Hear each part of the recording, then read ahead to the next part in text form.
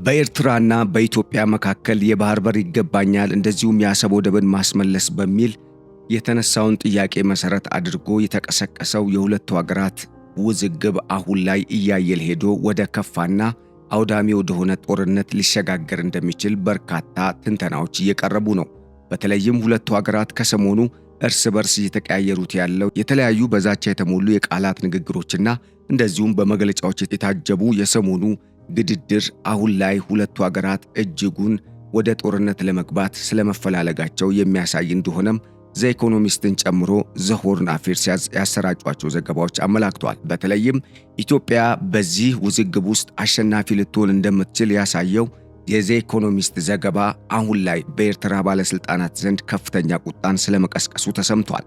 ይህንንም ተከትሎ ኢትዮጵያ የባህር በር ጥያቄዋን የማታቆምና የአሰብ ወደብ የኔ ነው ስትል እስካሁን እየሰጠች ያለው መግለጫ መግፋቱን የምትቀጥል ከሆነ እኛም ከ1951 እስከ 1993 የፈረንጆቹ አቆጣጠር ድረስ ኢትዮጵያ በአሰብ ወደብና በምጽዋ የተጠቀመቻቸውን የተለያዩ የንግድ ጥቅሞችን መሰረት በማድረግ የ10 ቢሊዮን ዶላር ካሳ ለመቀበል ክስ እንጀምራለን ስትል ኤርትራ በማስታወቂያ ሚኒስትሯ በኩል ማስታወቋ ተገልጿል። ሰላም ጤና ይስጥልን ውድ አድማጭ ተመልካቾቻችን እንደምን ሰንብታችኋል? ይህ ገበያ ሚዲያ ነው። ፕሮግራማችን ከገበያ ሚዲያ ዘውትር በዚህ ሰዓት ወደ እናንተ የሚደርሰው የገበያ ሚዲያ ልዩ ጥንቅር ፕሮግራም ነው። በዛሬው የገበያ ሚዲያ ልዩ ጥንቅር ፕሮግራማችን እንደተለመደው ከኢትዮጵያ ብሔራዊ ጥቅም ጋር የተሳሰሩ ወሳኝ መረጃዎችን ይዘናል። ቀዳሚ ያደረግነው መረጃ ኤርትራ ኢትዮጵያን ከ1951 እና 52 እስከ 1993 እንደ ፈረንጆቹ አቆጣጠር በነበሩት ዓመታት በአሰብና በምጽዋ ብሎም ኤርትራ አሁን ላይ የኔ ናቸው በምትላቸው ወደቦች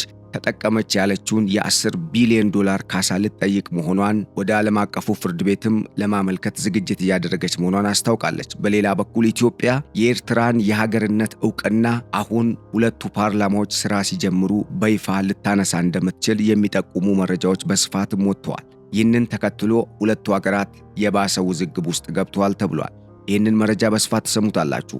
እንደዚሁም ኢትዮጵያ የ15 ሚሊዮን ዶላር የድሮን ሽያጭ ለሩዋንዳ ልታደርግ መሆኗ ተሰምቷል። ሩዋንዳና ኢትዮጵያ የ15 ሚሊዮን ዶላር የድሮን ግዢና ሽያጭ ለማድረግ ስምምነት ስለማድረጋቸው ተሰምቷል። በዚህ ስምምነት ውስጥ ኢትዮጵያ ከሰሞኑ በተለይም ከወራት በፊት ማምረት የጀመረቻቸውን ዘመናዊ የሚባሉ 3 አይነት ድሮኖችን ለሩዋንዳ ለመሸጥ ማቀዷ የተሰማ ሲሆን ሩዋንዳም ከኢትዮጵያ የምትገዛቸውን ድሮኖች ለሰላማዊ ዓላማ ለማዋል እየተዘጋጀች ስለመሆኗ አስታውቃለች። ሁለቱ ሀገራት የ15 ሚሊዮን ዶላር የድሮን ግዢን ለመፈጸም ስምምነት ስለመፈረማቸውም ተሰምቷል። ይህንንም ትሰማላችሁ። እንደዚሁም ኢትዮጵያ በሶማሊያ የሰላም ማስከበር ሂደት ውስጥ ጦሯ እንዲጨምር መጠየቁ ተሰምቷል። ይሄም አልሸባብ በትላንትናው ዕለት በሶማሊያ ዋና ከተማ ሞቃዲሾ የመንግስት መቀመጫ በሆነው ቪላ ሶማሊያ አቅራቢያ ላይ በቅርብ ርቀት የሚገኝን አንድ የደህንነት ማረሚያ ቤት ላይ ጥቃት መፈጸሙን ተከትሎ እንደሆነ ተሰምቷል።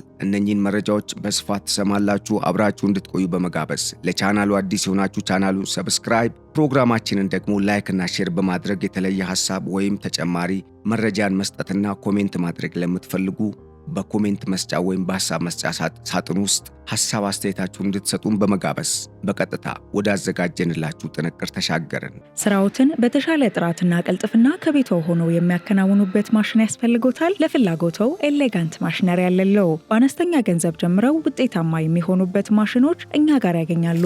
የደረቅና ፈሳሽ ሳሙና ማምረቻ ማሽን፣ የለውዝ ቅቤ ማምረቻ ማሽን፣ የጨውና ቅመማ ቅመም መፍጫ ማሽን፣ የመኖ ማቀነባበሪያ ማሽን፣ የፕላስቲክ መፍጫና መጨፍለቂያ ማሽን፣ የቡና ማሽን፣ የልብስ ማጠቢያ ማሽን፣ የሻማና የጧፍ ማምረቻ ማሽን፣ የሽንኩርት መፍጫና ገብስ መፈተጊያ ማሽንን ጨምሮ ዘመናዊ የአረቄ ማውጫ ማሽኖችን በተመጣጣኝ ዋጋ አቅርበንልዎታል። ምርቶቻችንን ከሙሉ ዋስትናና የአመራረት ስልጠና እንዲሁም የጥሬ ዕቃ አቅርቦት ጋር ያገኛሉ።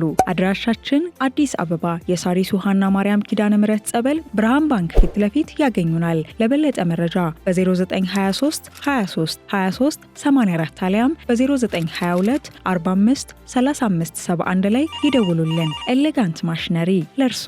ኢትዮጵያና ኤርትራ የባህር በር ይገባኛል የሚልን ጥያቄ መሰረት በማድረግ የገቡበት ውዝግብ አሁን ከቀጠናዊና አህጉራዊ ጉዳይነት አልፎ ዓለም አቀፍ አጀንዳ የሆነ ስለመምጣቱ ዘ ኢኮኖሚስትና ዘ ሆርን አፌርስ ከሰሞኑ ያሰራጯቸው ዘገባዎች አመላክቷል። በተለይም ዘ ሆርን አፌርስና ዘ ኢኮኖሚስት ከሰሞኑ ረጅም ትንታኔን የያዘ ጥንቅር በይፋ ማሰራጨታቸውን ተከትሎ የኤርትራ ባለስልጣናት በተለይም ኢሳያስ አፈወርቂ እጅጉን ስለመበሳጨታቸው ቀጥለው የወጡ መረጃዎች አመላክተዋል። ከኤርትራ በኩል እየተሰሙ ያሉ መረጃዎች እንደሚያመላክቱትም ኢትዮጵያ አሁን ላይ እየገፋችበት ያለውን የባህር በር ጥያቄ የማታቆም ወይም የኤርትራን ሉዓላዊነት የምትገዳደር ከሆነ ኤርትራ እስካሁን ኢትዮጵያ ትጠቀምበት የነበረውን ካሳ አልተከፈለኝም በሚል ስታቀርብ የነበረውን ክስ መሰረት በማድረግ ከ1951 እስከ 1993 እንደ ፈረንጆቹ አቆጣጠር ባሉት ዓመታት ኢትዮጵያ ኤርትራ አሁን የኔ ናቸው በምትላቸው ወደቦች የተጠቀመችባቸውን የንግድና ሌሎች አገልግሎቶች መሰረት ያደረጉ የ10 ቢሊዮን ዶላር ካሳ እንድትከፍለኝ በዓለም አቀፉ ፍርድ ቤት እሟገታታለሁ ስትል ኤርትራ በማስታወቂያ ሚኒስትሯ በአቶ የማነ ገብረ መስቀል ይፋዊ የኤክስ ማህበራዊ ገጽ ትስስር ላይ ባሰፈሩት መረጃ መመላከቱ ተሰምቷል።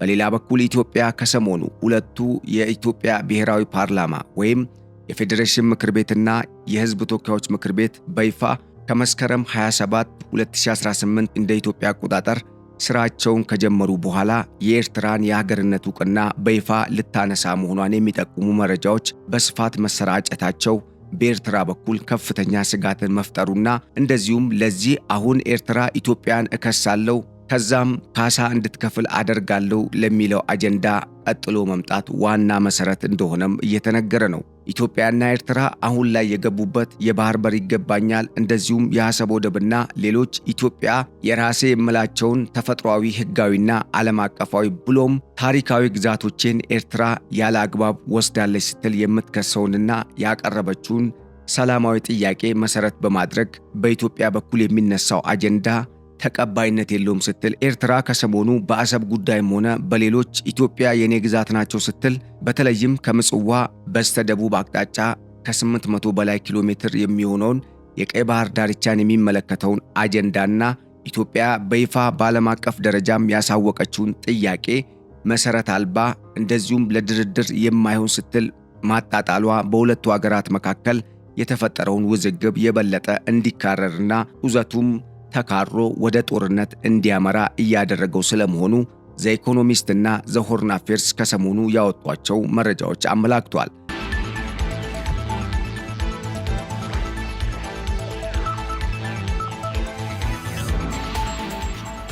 በተለይም ዘ ሆርን አፌርስ ከዚህ ቀደም በኢትዮጵያና በኤርትራ መካከል የሚነሱ ውዝግቦችን መሰረት በማድረግ ሰፋፊ የሆኑ ረጃጅም ወቅታዊ ጽሑፎችን በማጋራት የሚታወቅ የኦንላይን ሚዲያ ሲሆን በተለይም በዚህ ድረገጽ ላይ የሚሰራጩ መረጃዎች የኤርትራ መንግስት ቅስም የሚሰብሩ ከመሆናቸው ጋር ተያይዞ ከሰሞኑ ኢትዮጵያ የኤርትራን የሀገርነት ዕውቅና ልታነሳ ነው በሚል የተሰራጨው የትንተና ጽሑፍ የኢሳያስ አፈወርቂ መንግስትን ስልጣን የነቀነቀና ኢሳያስን በግል ያበሳጨ ነውም ተብሏል።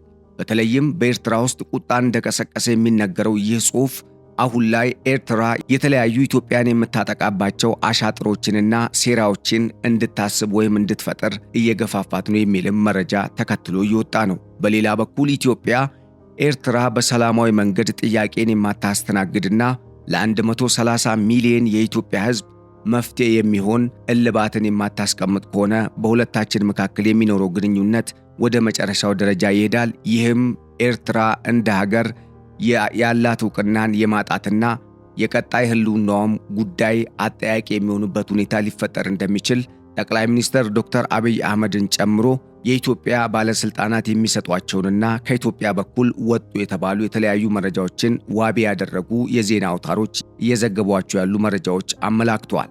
በተለይም ኤርትራ አሁን ላይ ከኢትዮጵያ ጋር የተካረረ የፖለቲካ ጡዘት ውስጥ ከመግባቷ ጋር ተያይዞ በሀገር ውስጥ ያሉ የተለያዩ አማጺ ቡድኖችን በመደገፍና በኢትዮጵያ ውስጥ የተለያዩ አካባቢዎች ለሚፈጠሩ ጦርነቶች የማቀጣጠያ ነዳጅና የጦር መሳሪያ ድጋፍን በማድረግ የተለያዩ የሽብር ተግባራትን እየፈጸመች ነው የሚለው የኢትዮጵያ መንግስት ክስ በአውሮፓ ህብረትም ሆነ በአሜሪካ መንግስት ብሎም በምስራቁ በኩል ያሉ እንደ ራሽያና ቻይናን የመሰሉ ሀገራት ዘንድ ዕውቅና ከማግኘቱም በላይ በዓለም አቀፉ የተባበሩት መንግስታት ድርጅት የጸጥታው ምክር ቤትም ተቀባይነት ማግኘት ችሏል በሚል ከሰሞኑ የተሰራጩ ዘገባዎች የኤርትራ መንግስት አጣብቂኝ ውስጥ እንዲወድቅ ስለማድረጋቸው ተሰምቷል።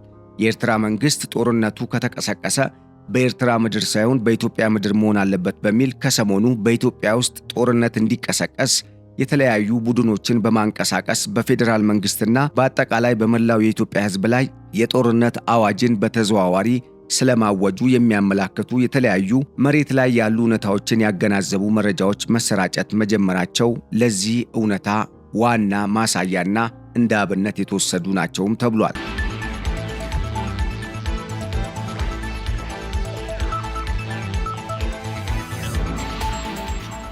ከሰሞኑ በአማራ ክልል በተለያዩ አካባቢዎች ተቀሰቀሱ የተባሉ የተለያዩ ግጭቶች በኤርትራ አቀጣጣይነትና በግብጽ የፋይናንስ አድራጊነት እየተወሰዱ ያሉ በመንግስትና በአማጺ ቡድኖች መካከል የሚደረጉ ትንቅንቆች ናቸው የመባሉ ጉዳይ አነጋጋሪ ከመሆኑም በላይ የኤርትራ መንግስት ለዚህ ኃላፊነት እንዲወስድ በኢትዮጵያ በኩል እየወጡ ያሉ መረጃዎች ኢሳያስን ክፉኛ ስለማበሳጨታቸው ተገልጿል። በሌላ በኩል ኢትዮጵያ ከኤርትራ ጋር ከዘመናት በፊት የገባችበትን የድንበር አወሳሰንና የግዛት ጉዳይን በሚመለከት ያልተቋጨ እስካሁንም የቀጠለ ለውዝግቡም ዋና መሰረት የሆነ አጀንዳ ሆኖ የከረመ ቁርሾ መኖሩ በሁለቱ ሀገራት መካከል አሁን ላይ ተፈጥሮ ላለው ጂኦ ፖለቲካዊ ጡዘት ዋና ማፋፋሚያ ጉዳይ እየሆነ ስለመምጣቱም እየተነገረ ነው። በተለይም ኢትዮጵያ ታሪካዊ፣ ህጋዊና ተፈጥሯዊ ብሎም ዓለም አቀፍ ህግ የፈቀደልኝ የራሴ የሆነ ግዛትን ኤርትራ ያለ አግባብ ያረጀ ያፈጀና ዘመን ያለፈበት በተለይም በ1963 የአፍሪካ አንድነት ድርጅት ያሁኑ የአፍሪካ ህብረት ሲቋቋም የተቀደዱ የቅኝ ግዛት ስምምነቶችን መሰረት ያደረጉ ግዛቶችን ያለ አግባብ በአሻጥር ወደ ራሷ ጠቅልላ አሁንም የኔ ነው ስትል የምትከራከርበት መንገድ ተቀባይነት የሌለውና በዓለም አቀፍ ህግም የማያስኬድ ከመሆኑ ጋር ተያይዞ ድንበሩን ግዛቶችን በአግባቡ በሰላማዊ መንገድ ትመልስ ስትል ያቀረበችው ጥያቄ በኤርትራ በኩል ከሰሞኑ በይፋ ውድቅ መደረጉ ሁለቱ ሀገራት ወደ ጦርነት የሚገቡበት ሁኔታ በቅርቡ ሊታይ እንደሚችል ይፋ እንዳደረገው አሁን ላይ እየወጡ ያሉ መረጃዎች አመላክተዋል። ዘ ኢኮኖሚስት በዚሁ ጉዳይ ላይ መሰረት በማድረግ ከሰሞኑ ባሰራጨው ዘገባ አንድ የአውሮፓ ህብረት አምባሳደር የሰጡትን የትንበያ መረጃን መሰረት በማድረግ ባሰራጨው ዘገባ እንዳመላከተውም ኤርትራ ከኢትዮጵያ ጋር ጦርነት የምትጀምር ከሆነ ካላት የሰው ኃይል እጥረትና አሁን ካለችበት የኢኮኖሚ አቅም ደረጃ አንጻር ኢትዮጵያ በጦርነቱ የበላይነትን ከመውሰድም በላይ የኤርትራ የቀጣይ ህልውና ጥያቄ ውስጥ የሚገባበት ብሎም ኤርትራ የምትከፋፈልበት አሊያም በኢትዮጵያ ሙሉ በሙሉ በቁጥጥር ስር የምትውልበትና የኢሳያስ አፈወርቂ ጣፈንታ ደግሞ አሊያም በዋሻ ውስጥ ወይም ደግሞ መኮብለል ሊሆን እንደሚችል ማመላከቱ የኢሳያስ አፈወርቂን መንግስት እጅጉን እንዳበሳጨና በግብጽ በሱዳንና በሶማሊያ የከተሙ የተለያዩ ኃይሎችን ኮንታክት ወይም ግንኙነት በማድረግ በኢትዮጵያ ላይ በተለያዩ አቅጣጫዎች ጦርነትን በመክፈት የማዕከላዊ መንግስትን ለመገልበጥ ጥረት እንዲያደርግ ከዚህ ቀደም የጀመረውን ሚሽን ለማጠናቀቅ እንዲገፋበት ምክንያቱ ሰጥቶታልም ተብሏል። ታዲያ ሁለቱ ሀገራት በዚህ ውጥንቅጥ በበዛበት በምስራቅ አፍሪካ ቀጠና ወደ ጦርነት የሚገቡ ከሆነ ቀጣዩ ሁኔታ ምን ሊሆን ይችላል የሚለው ጉዳይ አሜሪካን ጨምሮ የተለያዩ ዓለም አቀፍ ተቋማትንና ሌላ ሀያላን ሀገራትን እያነጋገረ ያሳሰበም ትልቅ አጀንዳ ሆኖ ጉዳዩ ከቀጠናዊና አህጉራዊ አጀንዳነት አልፎ ዓለም አቀፋዊ መነጋገሪያ አጀንዳ ስለመሆኑ አሁን ላይ የወጡ መረጃዎች አመላክተዋል።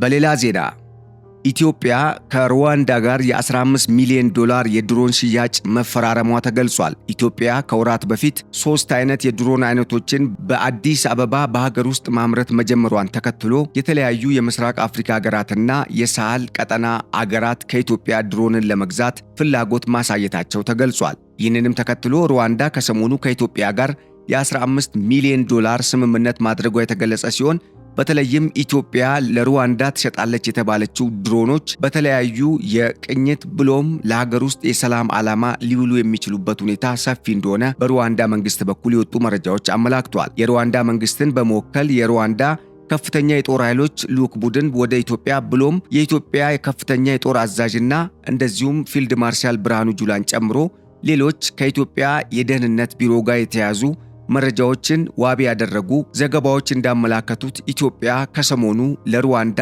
የ15 ሚሊዮን ዶላር የድሮን ሽያጭ ለመፈጸም ውል ስለመግባቷ ተገልጿል። ሁለቱ ሀገራት የገቡበት ውል ሌሎች የቀጠናው ሀገራትም ተከትለው እንደሚገቡ የሚያሳይ ነው የሚለው የዘ ኢንተለጀንስ ዘገባ በተለይም ኢትዮጵያ ከዚህ ቀደም ከቻይና ከኢራንና ከሌሎች ራሽያን ጨምሮ ከሌላ ሀያላኑ ሀገራት ስታስገባ የነበረቻቸውን የተለያዩ የድሮን አይነቶችን ሞዲፋይ እንደዚሁም በማስተካከል በራሷ እዚሁ አገር ውስጥ ማምረት መጀመሯ ኢኮኖሚዋን የበለጠ እንዲጠናከር ከማድረግም በላይ በቀጠናው ያላትን ወታደራዊ አቅም አሳድጎ የደህንነትና የጸጥታ ሁኔታውን ለማስጠበቅ ቀዳሚ አቅም ያላት ተመራጭ አገር እንድትሆን እያደረጋት ስለመምጣቱ ዘገባዎች አመላክተዋል። ሩዋንዳና ኢትዮጵያ ከዚህ ቀደም በተለያዩ የልማት ሴክተሮች በስምምነት እየሰሩ እንደሆነ የሚያስታውቁ መረጃዎች የወጡ ሲሆን በተለይም ሩዋንዳ የኢትዮጵያ አጋር ከመሆንም አልፋ ኢትዮጵያ በአፍሪካ ሕብረትና በዓለም አቀፍ ደረጃ ለምታደርገው እንቅስቃሴ ከዚህ ቀደም ወሳኝ አጋር አፍሪካዊት ሀገር ሆና አብራ ስትሰራ የቆየች ሀገር መሆኗ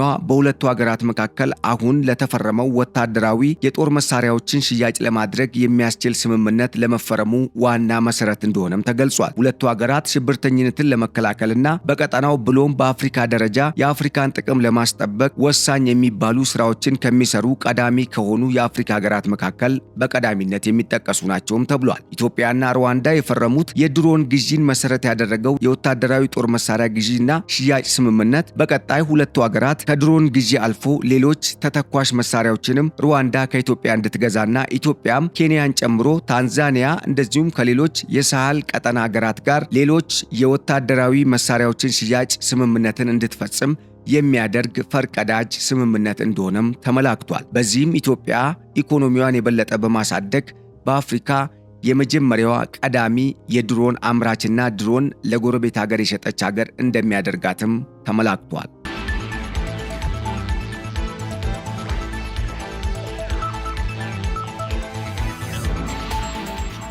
በመጨረሻም የአፍሪካ ሕብረት የ180 ሚሊዮን ዶላር የበጀት እጥረት ማጋጠሙን ተከትሎ በሶማሊያ ያለው የጸጥታና የደህንነት ሁኔታ አሳሳቢ ደረጃ ላይ የደረሰ ስለመሆኑ የሚያሳዩ ዘገባዎች ወጥተዋል። በትላንትናው ዕለት ጋሮዌ ኦንላይን የተሰኘ ፑንትላንድ የከተመ አንድ የሶማሊያ የዜና አውታር ባሰራጨው ዘገባ የአልሸባብ አሸባሪ ቡድን ታጣቂዎች በሶማሊያ ሞቃዲሾ የከተመውን የማዕከላዊ መንግስቱ መቀመጫ ከሆነው ቪላ ሶማሊያ በቅርብ ርቀት ላይ የሚገኝ የሀገሪቱ ጥብቅ ቁጥጥርና ጠንካራ ወታደራዊ ጥበቃ የሚደረግለትን የደህንነት ማረሚያ ቤት ጥቃት ፈጽመው የተለያዩ ወታደሮች እንዲሞቱና በቀጠናውም ተኩስ እንዲከፈት ምክንያት መሆኑ ተገልጿል። በተለይም አልሸባብ ወሰደ በተባለው በዚህ ጥቃት የተለያዩ መረጃዎች እየወጡ ሲሆን እስካሁን በወጡ መረጃዎች ስንት ሰው እንደሞተና በጥቃቱ ሰለባ የሆኑ እንደዚሁም የወደመው ውድመት ምን ያህል ኢኮኖሚያዊ ክስረት እንዳመጣ የተገለጸ ነገር የለም። ይሁንና ግን አልሸባብ በሶማሊያ ከዚህ ቀደም ከሶማሊያ ዋና ከተማ ሞቃዲሾ 60 እና 40 ኪሎ ሜትር ርቀት ላይ ሆኖ ሲዋጋ እንዳልከረመ አሁን ላይ በዋና ከተማዋ መሃል ቪላ ሶማሊያ አቅራቢያ ላይ መጥቶ ጥቃቱን መፈጸሙ የሐሰን ሼክ መንግስት ምን ያህል እየተዳከመ እንደመጣ የሚያሳይ እንደሆነ የተለያዩ የሚሊተሪ መረጃዎች አመላክቷል። በተለይም ኢትዮጵያ በዚህ ቀጠና ላይ ያደረገች ከነበረው የሰላምና የደህንነት ጸጥታ ብሎም ወታደራዊ ሚሽን አንጻር ከዚህ ቀደም በሶማሊያ ሰላማዊና አንጻራዊ የሚባል ዘለቄታዊነትን ያመጣ ብሎም ለአሁኑ የሶማሊያው ማዕከላዊ መንግስት መመስረት ምክንያት የሆነ ጸጥታን ማስከበርና የሶማሊያን ሕዝብ ደህንነት ማስጠበቅ ችላ የነበረ ቢሆንም ግብፅና ሌሎች በቀጠናው ከዚህ ቀደም በሶማሊያ ሰላም ማስከበር ሂደት ውስጥ ተሳትፈው የሚያውቁ ሀገራት የጦር ሰራዊታቸውን በሶማሊያ ማሰማራት መጀመራቸውን ተከትሎ በሶማሊያ ያለው የጸጥታና የሰላም ሁኔታ ከጊዜ ወደ ጊዜ ከመደፍረስም አልፎ የሀገሪቱን ማዕከላዊ መንግስት እየተገዳደረ ስለመምጣቱም ተገልጿል። ከሰሞኑ እየወጡ ያሉ ወታደራዊ የደህንነት መረጃዎች እንደሚያመላክቱትም በሶማሊያ አሁን ላይ ህዝብ እርስ በርስ ከመጠራጠርም አልፎ የሰላምና የጸጥታ ሁኔታው እጅጉን አዳጋች እየሆነ ስለመምጣቱም ተመላክቷል። የሶማሊያው መንግስት አሁን ላይ እያደረገ ባለው ዘመቻ አልሸባብን አጥቅቻለሁ ቢልም አልሸባብ አሁን ላይ በሶማሊያ ዋና ከተማ ሞቃዲሾ በማዕከላዊ መንግስት መቀመጫ አቅራቢያ ላይ ጥቃት መፈጸም መቻሉ ኃይሉ ምን ያህል እንደፈረጠመና በቀጣይ የማዕከላዊ መንግስቱንም መቀመጫ ሊቆጣጠር የሚችልበት ብሎም አፍጋኒስታን ውስጥ ታሊባን የሰራውን ታሪክ የማይደግምበት ምክንያት እንደሌለ የሚዘግቡ መረጃዎች በስፋት እየተሰራጩ ስለመሆናቸው ተመላክቷል። ውድ አድማጭ ተመልካቾቻችን ለዕለቱ ያዘጋጀንላችሁ የዕለቱ የገበያ ሚዲያ ልዩ ጥንቅር ፕሮግራማችን የተከታተላችኋቸውን ይመስሉ ነበር። በቀጣይ በሌሎች ወሳኝ በሚባሉ ከኢትዮጵያ ብሔራዊ ጥቅም ጋር ትስስር ካላቸው መረጃዎች ጋር ዳግም እስክንመለስ ለዛሬው በዚሁ ተሰናበትን። ሰላም። ስራዎትን በተሻለ ጥራትና ቅልጥፍና ከቤቶ ሆነው የሚያከናውኑበት ማሽን ያስፈልጎታል? ለፍላጎተው ኤሌጋንት ማሽነሪ ያለለው። በአነስተኛ ገንዘብ ጀምረው ውጤታማ የሚሆኑበት ማሽኖች እኛ ጋር ያገኛሉ። የደረቅና ፈሳሽ ሳሙና ማምረቻ ማሽን፣ የለውዝ ቅቤ ማምረቻ ማሽን፣ የጨውና ቅመማ ቅመም መፍጫ ማሽን፣ የመኖ ማቀነባበሪያ ማሽን፣ የፕላስቲክ መፍጫና መጨፍለቂያ ማሽን፣ የቡና ማሽን፣ የልብስ ማጠቢያ ማሽን፣ የሻማና የጧፍ ማምረቻ ማሽን፣ የሽንኩርት መፍጫና ገብስ መፈተጊያ ማሽንን ጨምሮ ዘመናዊ የአረቄ ማውጫ ማሽኖችን በተመጣጣኝ ዋጋ አቅርበንልዎታል። ምርቶቻችንን ከሙሉ ዋስትናና የአመራረት ስልጠና እንዲሁም የጥሬ ዕቃ አቅርቦት ጋር ያገኛሉ። አድራሻችን አዲስ አበባ የሳሪስ ውሃና ማርያም ኪዳነ ምሕረት ጸበል ብርሃን ባንክ ፊት ለፊት ያገኙናል። ለበለጠ መረጃ በ0923 23 23 84 አሊያም በ0922 45 35 71 ላይ ይደውሉልን። ኤሌጋንት ማሽነሪ ለርሶ